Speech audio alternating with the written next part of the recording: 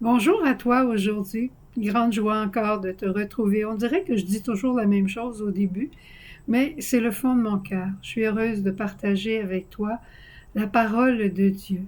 Et on a quelque chose aujourd'hui d'un peu spécial en ce début de semaine où on aura des fêtes de grands saints, une fête de la Vierge Marie, la Transfiguration, le Saint Curé d'Ars.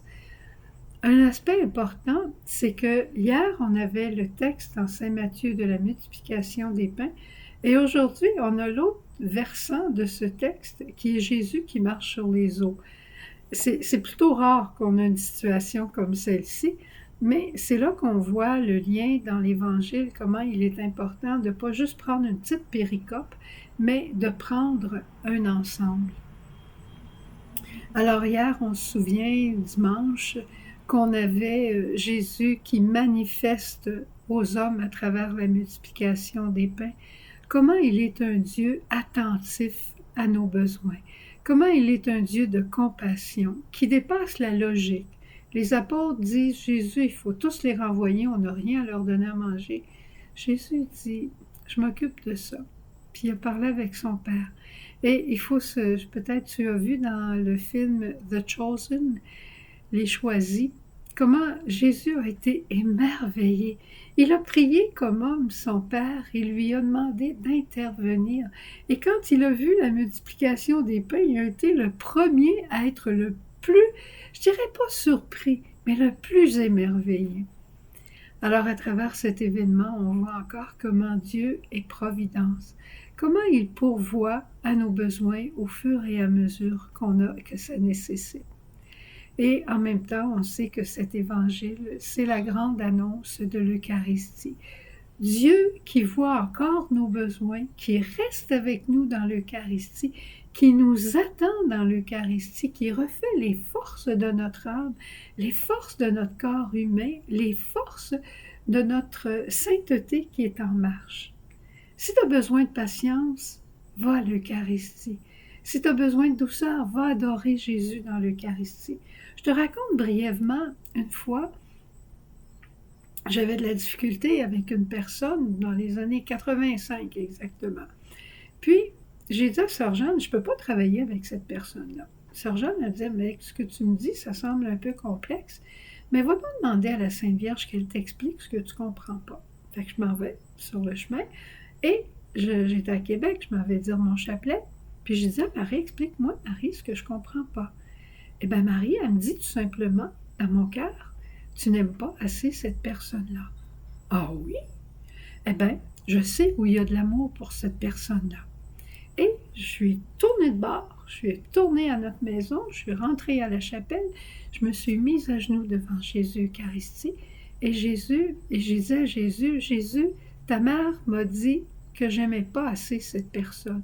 Alors toi, tu l'aimes à la folie, cette personne. Qu'importe ce qu'elle fait, tu l'aimes pour ce qu'elle est, parce qu'elle est ton frère et parce qu'elle est l'enfant de ton Père comme toi. Alors, Jésus, peux-tu me donner de l'amour pour cette personne? Eh bien, Jésus l'a fait. C'est le même Christ de la multiplication des pains qui est dans l'Eucharistie pour rester avec nous, pour répondre à nos besoins. Et lui, il a un besoin aussi, c'est d'être remercié et d'être adoré. Dans l'Évangile d'aujourd'hui, on retrouve une autre péricope qui est un peu particulière.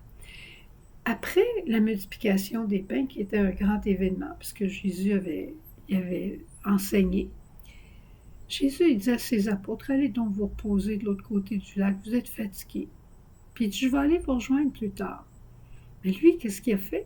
Il est allé dans la montagne, il est allé prier, il est allé remercier son Père, il est allé s'amuser avec son Père en disant, est-ce que c'est pas extraordinaire tout ce qui vient de se passer? Tous ces gens qui étaient là, ils avaient faim, puis avec 5 pains, 2 poissons, tu as nourri tout le monde. Mon Dieu, que mon Père, t'es merveilleux. Puis là, à un moment donné, il s'est dit, il faut que j'aille rejoindre mes apôtres.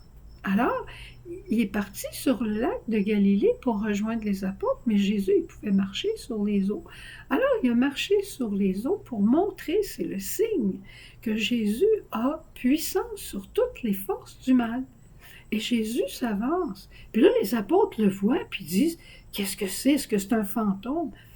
c'est qu'on ne peut pas réaliser la grandeur et la puissance de Dieu. On ne peut pas concevoir à quel point Dieu nous aime et qu'il est proche de nous. Ah ben là, Saint-Pierre, il dit, c'est toi, fait que moi aussi je marche sur les eaux. Eh bien, Saint-Pierre, il a commencé à marcher sur les eaux. Mais à un moment donné, il a détourné son regard de Dieu, puis il a calé. Ça nous ressemble. Hein?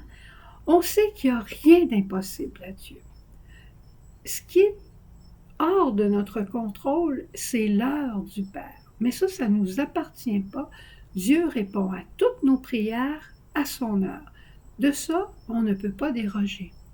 Mais ce qu'on peut déroger, c'est de toujours garder notre regard tourné vers lui, toujours espérer en lui, toujours attendre quelque chose de lui, puis même, comme disait Sœur Jeanne, notre fondatrice, le remercier d'avance. Ça, c'est pas mal extraordinaire.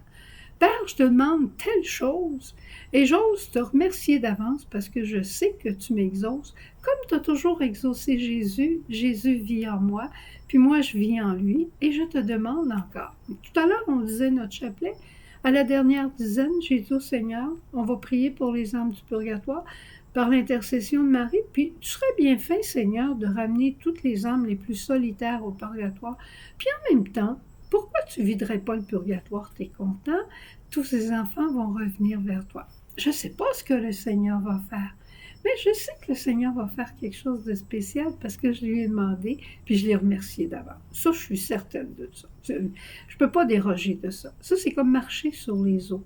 Quand on a confiance en quelqu'un, on a l'impression des fois qu'on marche sur les eaux. Moi, je me souviens des couples âgés, des paysans que j'avais rencontrés une fois, puis on dit, si tu savais par tout ce qu'on a passé, la grange qui a brûlé, nos animaux qui ont été malades, les enfants qui ont eu des problèmes, on a passé à travers tout ça, on ne sait pas comment.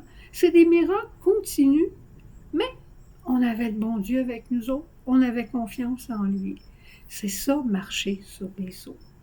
Qui regarde vers lui resplendira sans ombre ni trouble au visage.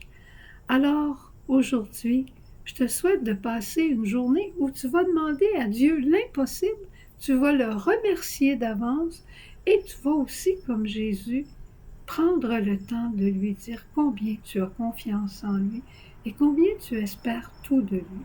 Puis après ça, tu diras au Seigneur, Père, agis selon ton art, mais j'ai hâte que tu interviennes. Au revoir, passe une belle journée. Jésus,